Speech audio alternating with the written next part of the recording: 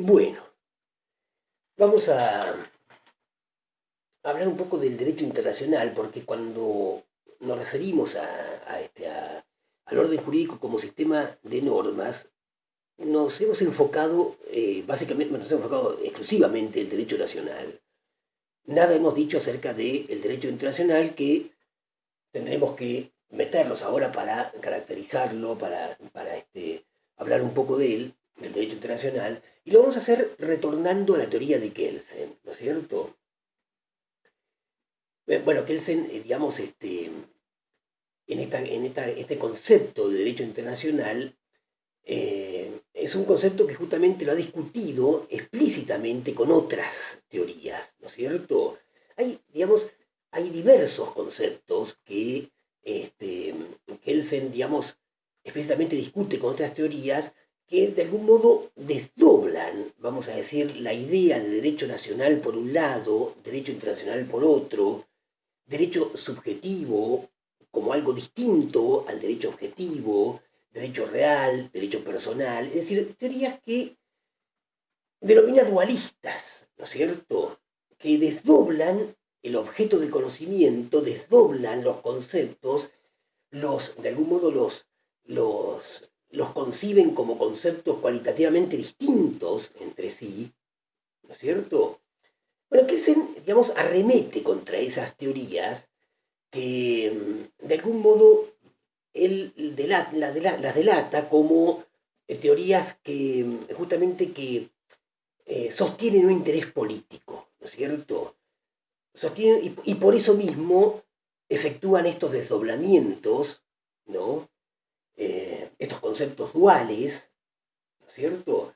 Y él señala las contradicciones en que incurren estas teorías, y esas contradicciones son el síntoma vamos a decir, de ese interés político que defienden. Como sabemos, para este autor, la teoría científica debe desprenderse de intereses políticos, ¿no es cierto? El único interés que tiene la ciencia es la verdad, ¿no es cierto? O sea, el describir el objeto tal como es. Ahora, no está de más decir, para no, para no entrar en malos entendidos, como siempre me preocupa subrayar, ¿no? Que políticamente Kelsen fue un gran defensor del derecho internacional, ¿no es cierto? Kelsen tenía una apuesta al derecho internacional. Él apostaba que se desarrolle el derecho internacional de modo tal que se configure como un Estado internacional, global, ¿no es cierto? Bien, eso desde el punto de vista político. Ahora, claro, él en tanto que científico debe dejar entre paréntesis esos intereses, ¿no es cierto? Bueno, entonces nos metemos en esta cuestión de los dualismos, como ya habíamos anunciado, para hablar del derecho internacional conforme el enfoque monista kelseniano, ¿no es cierto? Ya dijimos que esas teorías que él califica de dualistas incurren en contradicciones, desdoblan, vamos a decir, inútilmente los objetos de conocimiento, no es inútil la palabra, digamos, desdoblan de forma imposible los objetos de conocimiento, y ese desdoblamiento obedece a una intención política, ¿no es cierto? Que puede ser consciente, inconsciente, lo que fuera, ¿no? Entonces, él parte de una teoría monista. A ver, esto quiero que entendamos bien qué se entiende por teoría monista, ¿no es cierto? Es decir, como ya dijimos varias veces, acá hay una exigencia epistemológica, ¿no es cierto? Hay una exigencia a la ciencia, digamos, la ciencia es concebida, la verdadera ciencia es concebida como aquella que de algún modo toma como objeto de conocimiento un objeto único, lo tiene que ver a ese objeto como una unidad de sentido, es un solo objeto, así como el físico o el que hace ciencia física ve a la naturaleza como un solo objeto. Bueno, el que hace ciencia normativa ve al derecho como un solo objeto, ¿no es cierto? Un objeto único, ¿no es cierto? Bien, eso quiere decir, digamos, que, dicho en forma negativa, ¿no es cierto? Los enunciados que describen ese objeto no tienen que incurrir en contradicciones, no tienen que tener contradicciones, ¿no es cierto? Bien. Y sabemos también que ese objeto llamado derecho, ese objeto de conocimiento, ese objeto al que aspira a conocer la ciencia jurídica, bueno, es un objeto caracterizado como normas coactivas, normas que regulan la conducta en forma coactiva, ¿no es cierto? Bien. Y también tenemos que tener presente el concepto, siempre el concepto de validez, ¿no? Es decir, la validez es la forma de existencia de esas normas, ¿no? Y la validez, digamos, podemos decir, digamos, las normas tienen dominios de validez. Validez material, ¿no es cierto? Es la conducta que regulan, validez personal, es decir, los sujetos digamos, que producen esas conductas reguladas, ¿no es cierto? Validez temporal, o sea, el tiempo en que la norma, digamos, regula esa conducta. La norma puede ser derogada, ¿no es cierto? O el orden jurídico puede ser sustituido por otro orden, ¿no es cierto? Y el espacio, hay un espacio territorial donde justamente esas normas son válidas, ¿no es cierto? El dominio territorial de validez. Bueno, entonces el, el,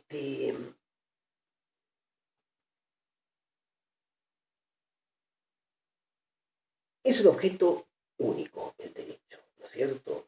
Y la ciencia, de algún modo, todos los conceptos que den cuenta de ese objeto son conceptos que dan cuenta de normas, son conceptos normativos y deben subsumirse justamente a este concepto que define al propio fenómeno, ¿no es cierto? Normas que regulan la conducta de forma coactiva. Bueno, bien. Eh, las teorías dualistas, vamos al tema del derecho internacional, ¿no? Es es muy común ver que, digamos, que ciertas teorías sostienen que, digamos, sostienen que el derecho, propiamente dicho, es el derecho nacional, el derecho de la nación, ¿no es cierto? Y el derecho internacional, bueno, de eso lo van a ver en el derecho constitucional también, ¿no es cierto? El derecho, digamos, el derecho internacional, digamos, sería otro tipo de orden. Y es válido en la medida en que el derecho nacional reconoce a ese derecho internacional como válido, y si no, no es válido, ¿no es cierto? Es decir, eh, ponen como eje el derecho nacional, ese es el derecho propiamente dicho, ¿no es cierto? En cambio, el derecho internacional, bueno, puede ser en realidad una moral internacional, o bueno, y si tiene valor jurídico es porque el Estado mismo reconoce la voluntad estatal, ¿no es cierto? Reconoce a ese derecho internacional como tal. Bien. Entonces, son dos órdenes distintos, diferentes entre sí, cualitativamente diferentes, ¿no?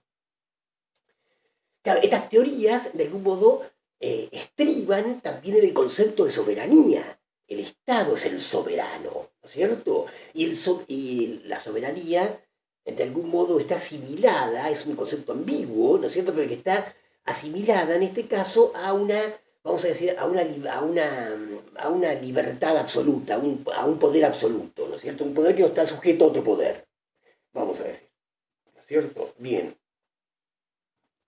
Además, estas teorías no solamente sostienen el concepto de soberanía para, de algún modo, bueno, ver al derecho nacional como el derecho propiamente dicho, ¿no es cierto? Sino que también dicen que el derecho internacional, bueno, muchas veces entra en conflicto con el derecho nacional y bueno, y el derecho nacional es el derecho propiamente dicho, ¿no es cierto? Bien, la teoría monista, en cambio, la teoría de Kelsen, bueno, va a ver al derecho, tanto al derecho nacional como al derecho internacional, como un solo orden normativo, como un solo ordenamiento jurídico. ¿Por qué? Bueno, justamente porque el derecho es uno. Así como la naturaleza es una, el derecho también es uno. El enfoque científico me impone ver al derecho como una unidad. una unidad epistemológica, ¿no es cierto? Una unidad nociológica, ¿no? Bien.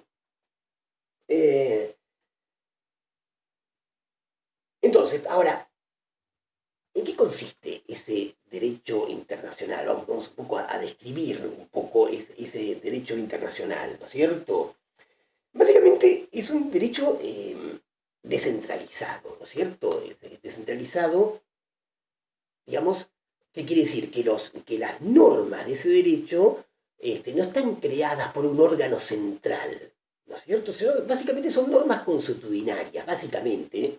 Es un derecho, digamos, descentralizado. Aunque, por supuesto, hay, digamos, muchas parcialidades de ese derecho internacional que están centralizadas por los pactos que existen entre las naciones, entre los estados, ¿no es cierto? Bueno, ya vamos a ver eso. Pero básicamente, digamos, es un derecho cuya creación y aplicación es similar al del derecho primitivo, ¿no es cierto? La crean los propios individuos sujetos al derecho, ¿no es cierto?, por medio de la costumbre, y la aplican los propios individuos ofendidos, mediante actos coactivos, ¿no? Bien. Eso es lo contrario a un derecho nacional que es un derecho estatal. ¿Qué es el derecho estatal? ¿Para qué? Bueno, justamente se le llama derecho estatal a un derecho altamente centralizado. Estado de Derecho es lo mismo, en el sentido que Estado significa derecho centralizado, ¿no es cierto? No es lo mismo, sino que es un tipo de derecho el Estado, un derecho centralizado. Bueno, los derechos nacionales actuales son altamente centralizados, muchos tienen una constitución escrita, ¿no es cierto? Una constitución escrita, que determina órganos de legislación, órganos de jurisdicción, ¿no es cierto? Por supuesto que también hay derechos descentralizados dentro del nacional, porque también está la costumbre, ¿no es cierto?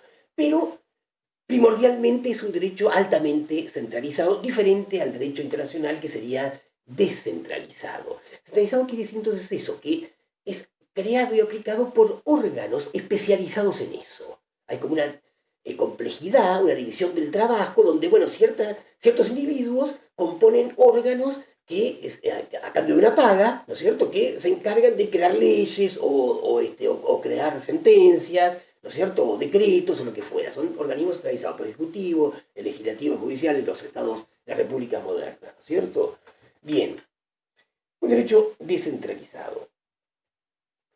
Digamos, pero, entonces son normas constitucionarias en este caso, ¿no es cierto? Y otras más también que la vamos a ver. Y normas coactivas. Entonces, estamos cumpliendo con la definición de derecho, ¿no es cierto? ¿Cuáles son las coacciones, las sanciones que prevé el derecho internacional? Bueno, básicamente son dos. Dice que es, ¿no es cierto?, la represalia y la guerra, ¿no?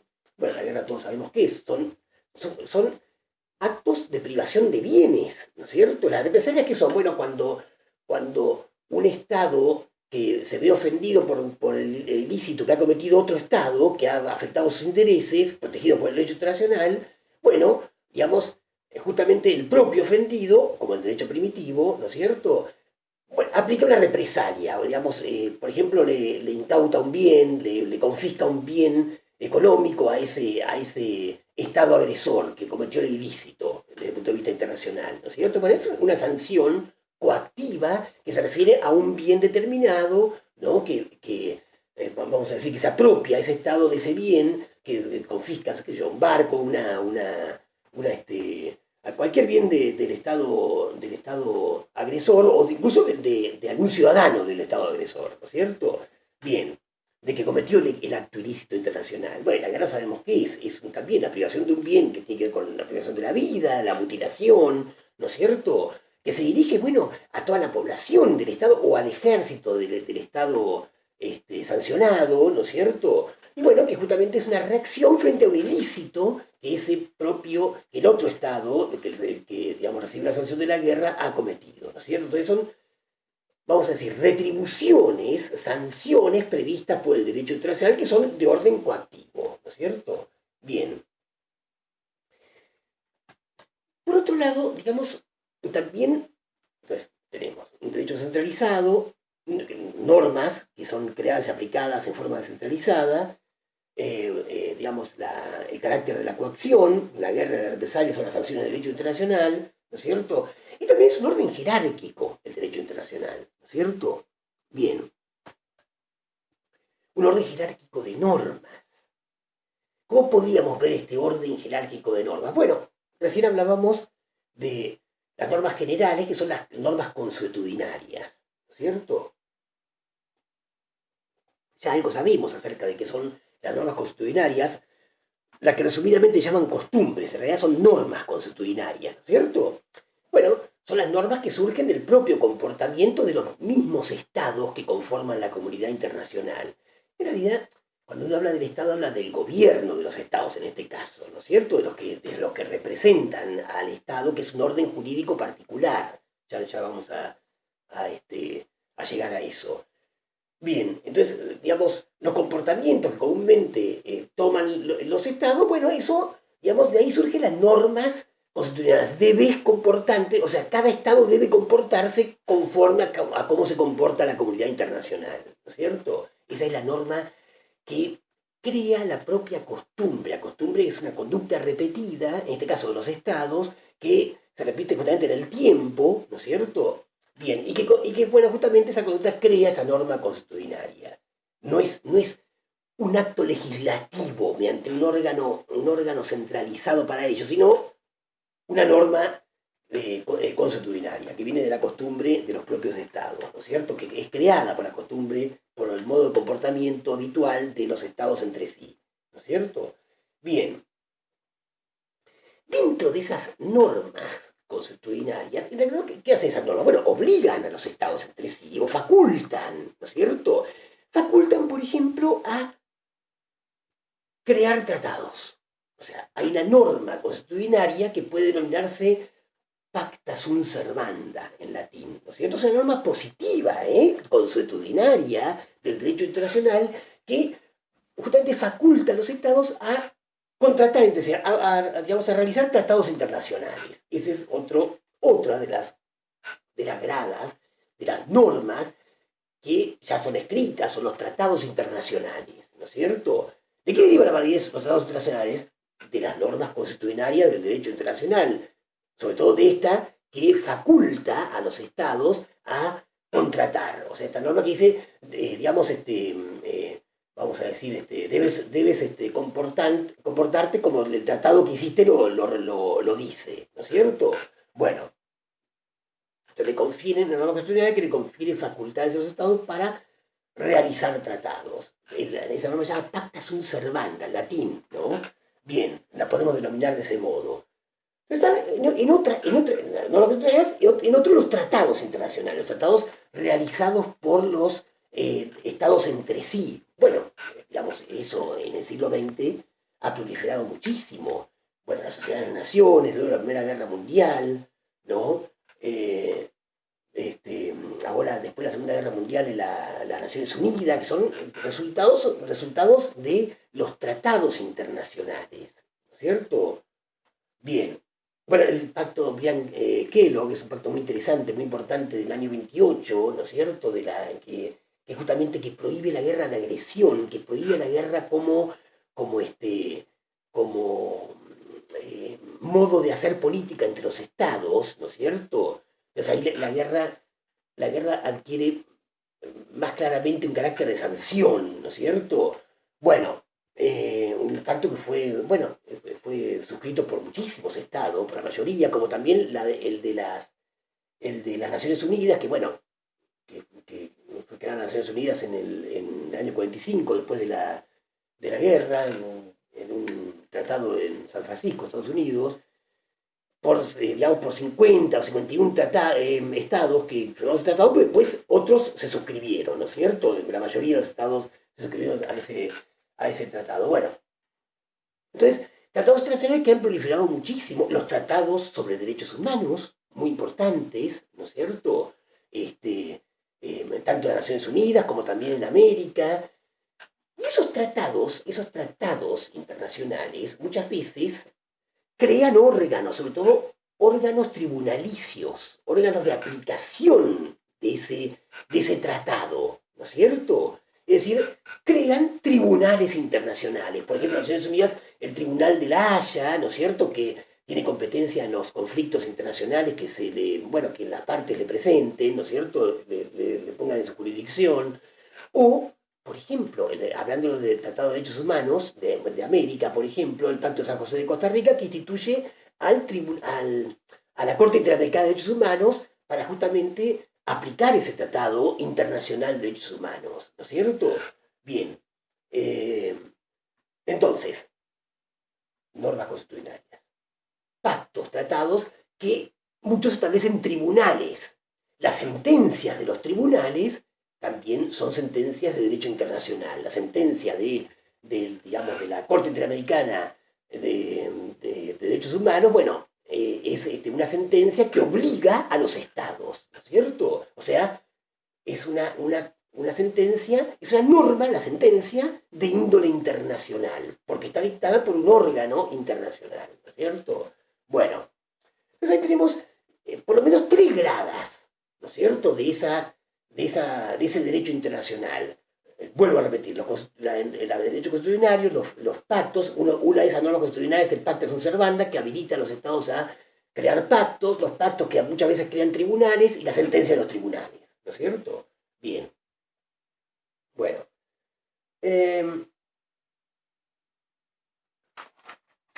Muy bien, ahora, dentro de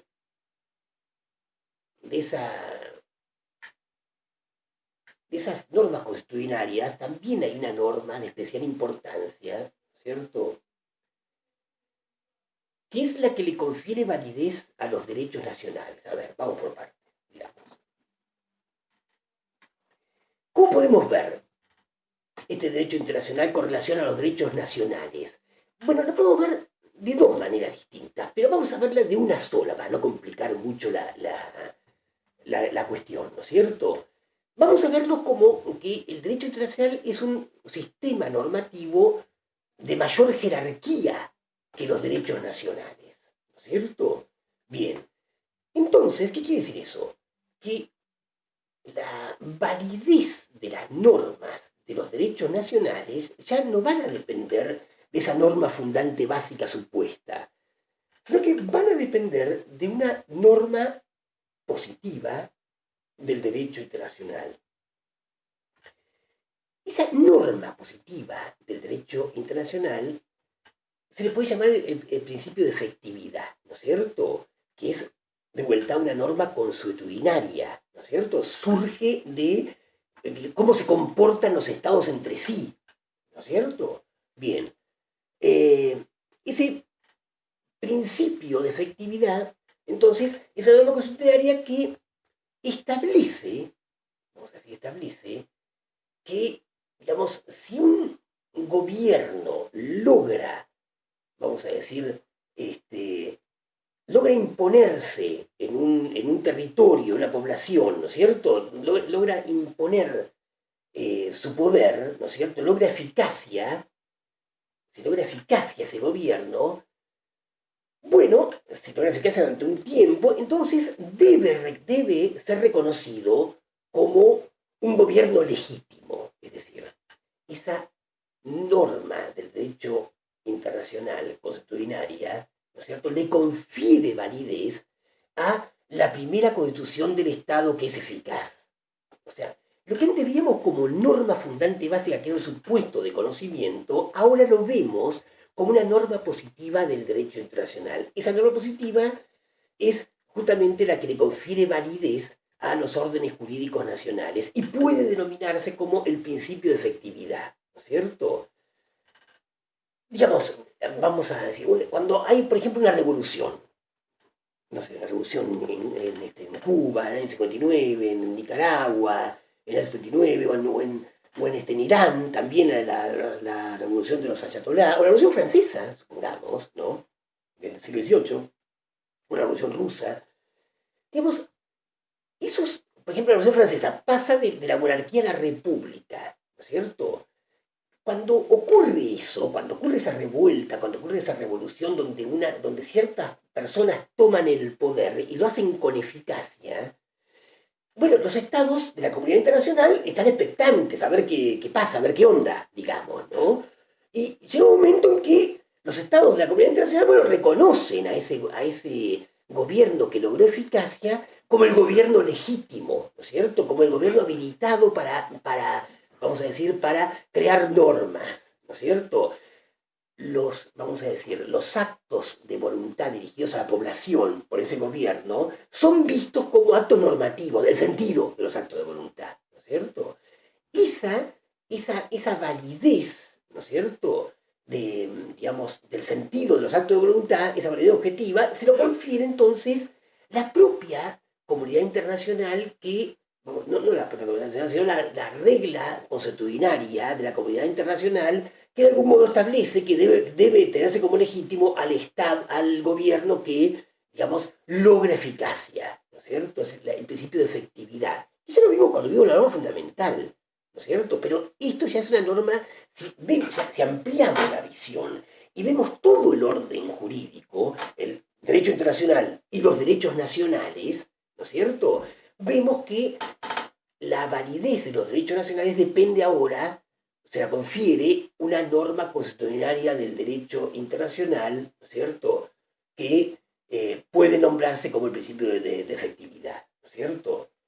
Es válido el orden que logra cierta eficacia por un tiempo, ¿no es cierto? Bien. Claro, pero ¿qué es lo que le confiere unidad, en definitiva, a todo ese orden? Bueno, la norma fundamental se va a desplazar ahora hacia la cúspide del derecho internacional, ¿no es cierto? Como no hay una constitución internacional, digamos, la norma fundamental, ese supuesto de conocimiento que me permite ver todo esto como un orden normativo, bueno, se va a referir a las normas generales del derecho internacional, a las normas constitucionarias. O sea, la norma fundante básica del derecho internacional sería, digamos, debe obedecerse la costumbre de los estados, para decirlo resumidamente. O sea, la que ve como hecho productor de norma las costumbres, las conductas repetidas de los estados a lo largo del tiempo, ¿no es cierto? Entonces, esa es la norma fundante básica que le confiere validez a las normas consuetudinarias positivas del derecho internacional. O sea, hay una sola norma fundante básica. Ahora está desplazada, porque ahora no veo solamente un estado. Si veo un estado, tengo que suponer una norma fundamental para legitimar la validez del primer constituyente de ese estado, ¿no es cierto? Pero si veo todo el fenómeno jurídico, el supuesto se desplaza, el supuesto de conocimiento se desplaza a la cúspide del derecho internacional, ¿no es cierto? Es decir, le confiere validez a las normas generales, como no hay una constitución internacional, a las normas generales, digamos, que son constitucionarias del derecho internacional. Bien. Ahora bien.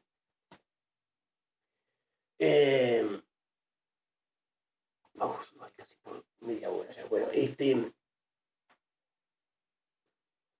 por último, para resumir, ¿no es cierto?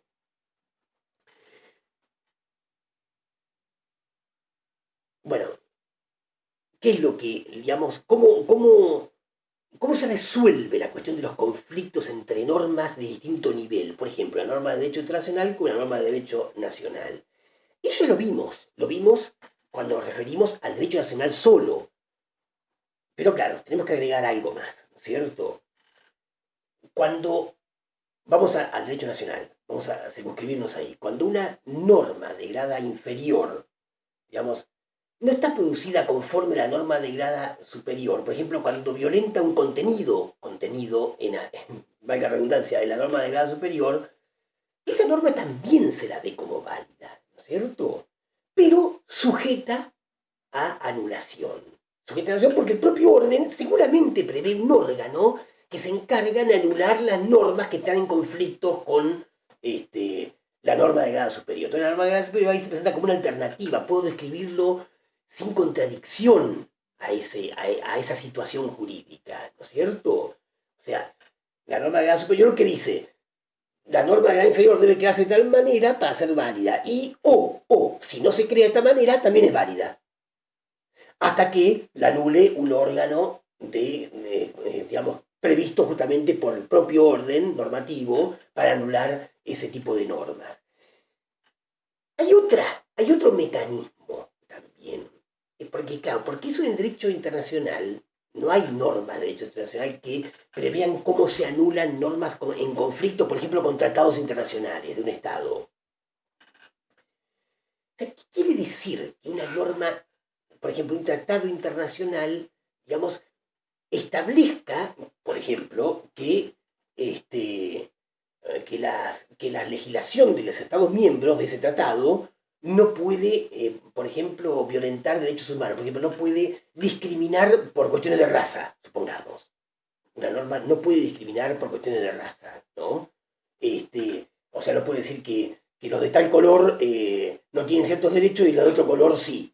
No puede. Eso lo establece un tratado internacional, por ejemplo, supongamos, ¿no? Bien, ¿qué pasa si un Estado, digamos, esa norma de derecho, de tratado de derecho internacional, de algún modo está imponiendo un contenido a las normas internas del Estado, del derecho nacional, ¿no es cierto? ¿Pero qué quiere decir eso?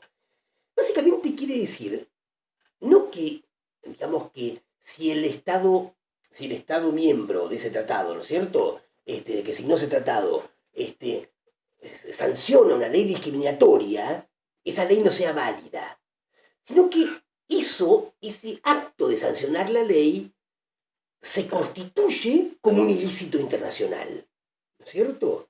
Entonces, eso quiere decir, de esa manera regula el contenido de las normas, no quitándole validez, sino que ese acto de creación de una norma discriminatoria, o sea, que tiene un contenido en conflicto con la norma superior de derecho internacional, con el Tratado de Derecho Internacional, bueno, ese acto es un acto ilícito y por lo tanto el Estado debe recibir represalias, ¿no es cierto? Represalias de orden del derecho internacional. Bueno, por ejemplo, supongamos, la Argentina o cualquier país de Sudamérica no cumple una sentencia de la Corte Interamericana de Derechos Humanos, supongamos. Bueno, si no cumple, es un acto ilícito. Es un acto ilícito porque hay una norma que prevé una represalia para eso. Por ejemplo, una represalia económica, supongamos, para el Estado argentino. Entonces ese es un ilícito. Es creador de norma, pero es un ilícito, ¿no es cierto? Eso quiere decir, en el caso que, vamos a decir que la norma de grado superior de derecho internacional, al prescribir ciertos contenidos, está previendo como ilícito el acto de creación de otros contenidos. Eso quiere decir, digamos. Entonces, hay dos formas o dos maneras de, digamos, de vérselas con las normas que están en conflicto con la norma de grado superior. Una es previendo un órgano que anula a esa norma. Es el caso de los derechos nacionales en general. Y otra, digamos, es cuando se prevé ese acto de creación de la norma en conflicto con la de grado superior como un acto ilícito. Y que digamos, toda esa irresponsabilidad del órgano o de la comunidad regida por ese Estado nacional, ¿no es cierto? Bien. Bueno, de este modo, más o menos, culminamos con este video de la clase, digamos, del derecho internacional, pero vamos a tener una última cuestión. ¿Cuál es vamos a decir, la ideología que oculta, según Kelsen, los dualismos que se establecen entre Estado Nacional por un lado y Estado Internacional por otro? Fíjense, entonces, Kelsen lo ve como un solo orden, ¿no es cierto? Que, ojo, podemos partir de un Estado Nacional en particular también, pero no quiero complicar la cosa. Vamos a verlo al derecho internacional como supraordenado a los derechos nacionales, ¿no? ¿Cuál es la ideología que de algún modo hace ver como desdoblado al objeto de conocimiento? Por un lado, el derecho nacional como el propio derecho, propiamente dicho, verdadero, ¿no es cierto? Y el derecho internacional como un derecho, bueno, qué sé yo, más débil, que si es válido, se lo reconoce el Estado en cuestión, y si no, no, digamos, ¿no? Eso se asienta en una idea de soberanía, en el dogma de la soberanía. Y digamos, la soberanía vista como, en realidad, que se dice la soberanía no es un atributo físico del Estado, ¿no es cierto? Esa es su posición normativa, es suponer que hay una autoridad superior a todas, nada más que eso, ¿no es cierto? Pero no es ver un poder ilimitado la soberanía. Bueno, entonces, justamente esa idea de soberanía es muy propicia a la ideología imperialista, ¿no es cierto? Es mi Estado el soberano, entonces es el ilimitado, digamos, mi Estado puede hacer lo que quiera, vamos a decir. Entonces, con la comunidad internacional. Entonces, es servicial esa teoría dualista a una ideología imperialista. Bien, como Kelsen dice que la teoría pura es pura, no sirve a ningún interés político, pero si se ve en la última página de la primera versión de la teoría pura o la de Eudeva, que era la francesa, ¿no es cierto? Ahí se puede apreciar bien, digamos, el interés político que tiene Kelsen en despejar, por así decirlo, obstáculos ideológicos o epistemológicos para que pueda tener desarrollo un derecho internacional, que era lo que políticamente él apostaba. No lo filtra la teoría, trata de no filtrarlo, pero él dice que una teoría pura puede producir ese efecto, justamente, de desideologizar ciertas cuestiones de la teoría y por lo tanto abrir paso, abrir el camino para un desarrollo, en este caso, del derecho internacional. No es el fin de la teoría, porque el fin de la teoría es la verdad, ¿no es cierto? Pero puede producir ese efecto, ¿no es cierto? Como la ciencia física, digamos, su interés es conocer la naturaleza, no que haya técnica, bueno, pero la técnica puede ser un efecto de esa ciencia, del avance de esa ciencia física, ¿no es cierto? Según este autor. Entonces, la teoría jurídica puede producir como efecto el avance de la técnica del derecho internacional, que el derecho internacional se vaya centralizando cada vez más. Ferraioli, otro autor que vamos a ver, también apuesta a esta centralización del derecho internacional. Bueno, listo, muy largo.